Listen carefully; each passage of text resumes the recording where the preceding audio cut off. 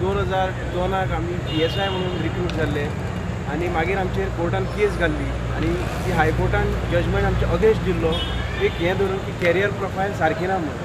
पूण ताजेर आमी हायकोर्टान अपील करून मागीर सुप्रीम कोर्टान गेल्ले आनी आज 15 वर्सांनी त्या केसीचेर डिसिजन जालें आनी सुप्रीम कोर्टान लिगल डिसिजन दिलें आनी सिंपथी पळोवनूच दिना आनी सिंपथीकल डिसिजन दिना आनी लिगल डिसिजन दिलें की कॅरियर प्रोफायल कितें सारकें आसा आनी आज आमचे वटेन ती ऑर्डर जाल्ली आसा आनी आमी आज खूब हॅप्पी आसात. 15 वर्सांची आमी टेन्शन काडलें ताका लागून आज ह्या ऑर्डरीन आमी खूब रिलॅक्स जाल्ले आसात.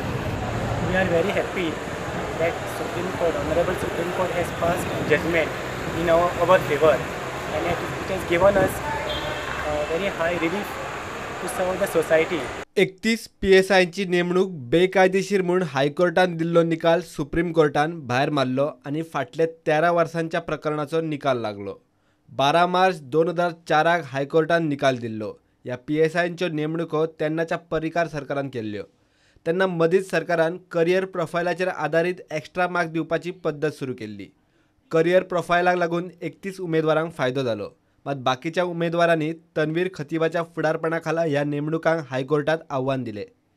हायकोर्टान केशीचो निकाल 31 PSI आड दिलो.